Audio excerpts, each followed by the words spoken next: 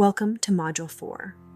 In this module, we'll focus on two closely linked regulatory systems, the autonomic nervous system and the hypothalamic-pituitary-adrenal axis. Together, these systems help coordinate how the body responds to challenge, distributes energy, and recovers across the day. They influence alertness, sleep-wake timing, and how stable or depleted energy feels under ongoing demand. Understanding how they work helps explain why stress can sometimes feel energizing, why chronic strain can feel exhausting, and why these patterns reflect regulation, not failure.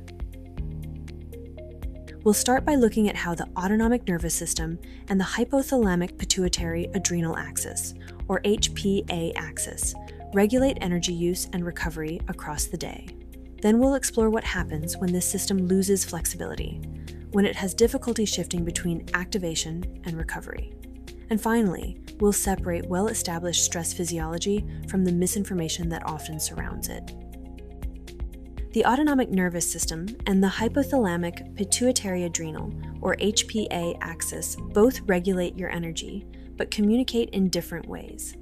The autonomic nervous system sends rapid signals through nerves, allowing your body to adjust moment to moment.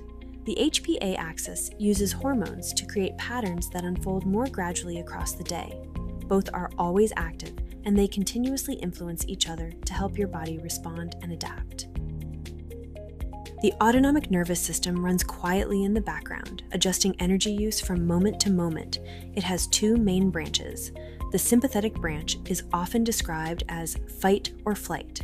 It supports alertness, focus, and the rapid mobilization of energy when something needs your attention. The parasympathetic branch is commonly called rest and digest. It supports digestion, repair, and recovery when immediate demands are lower. These labels are shorthand. In a healthy system, both branches are active throughout the day. Balance isn't about staying in one mode, it's the ability to shift smoothly between them as circumstances change.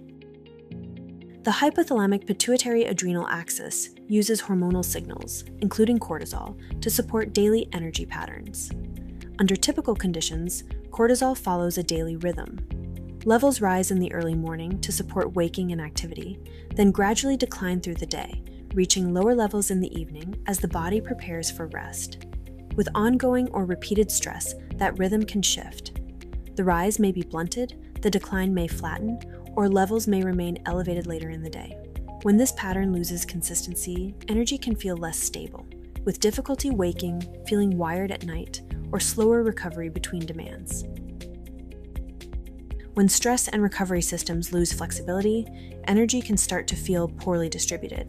In some cases, the system leans toward overactivation, showing up as racing thoughts, restless sleep, anxiety, or cravings. In others, it leans toward underactivation, with fatigue, brain fog, low motivation, and slower recovery. These patterns reflect adaptive physiology under strain. They are not signs of gland failure. There are a few common misunderstandings about stress and adrenal function that are worth clearing up. Myth 1: I have adrenal fatigue. My adrenals must be worn out. The adrenal glands don't actually tire out. In people with chronic fatigue, burnout, or brain fog, research consistently shows that adrenal function remains normal. What changes is the communication loop, the hypothalamic-pituitary-adrenal, or HPA axis, that coordinates stress hormones. Over time, that rhythm can flatten, leading to fatigue in the morning or feeling wired late at night. This is not adrenal failure. It's an adaptive physiologic response to sustained demand. In contrast, adrenal insufficiency, such as Addison's disease, is a rare and serious condition where the glands cannot produce cortisol even when the brain signals them to, a completely different process. Some practitioners use timed saliva or urine cortisol panels to diagnose adrenal fatigue, but these tests are not validated and should be avoided. Myth 2: stress is always bad. Stress itself isn't harmful. Short-term activation supports focus and energy. Difficulty arises when activation remains high without adequate recovery, disrupting daily rhythms and sleep. The key is not to eliminate stress, but to build recovery time into your day. Myth 3: adrenal supplements fix the stress system.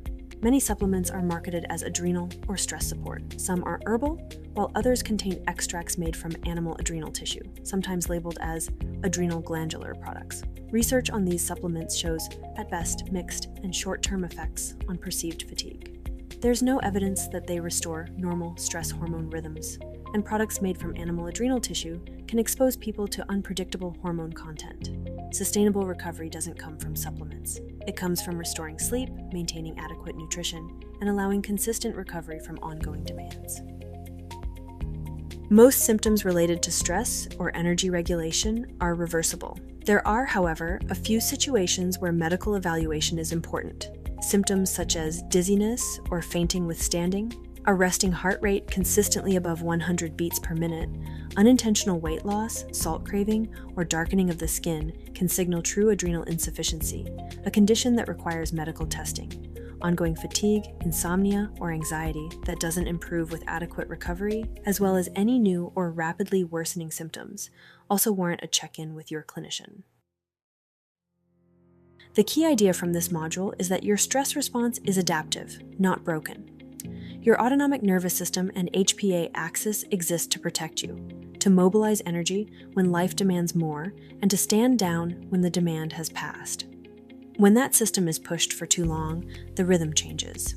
You feel the result as fatigue, poor sleep, or feeling wired and tired, but the underlying issue is regulation, not adrenal failure. The most powerful levers for restoring that rhythm are the simple, unglamorous ones: consistent sleep, light exposure, nourishment, movement, and protected recovery time. In the next module, we'll zoom in on one of those levers: sleep and circadian rhythm, how your 24-hour clock trains hormone timing, energy, and focus across the day.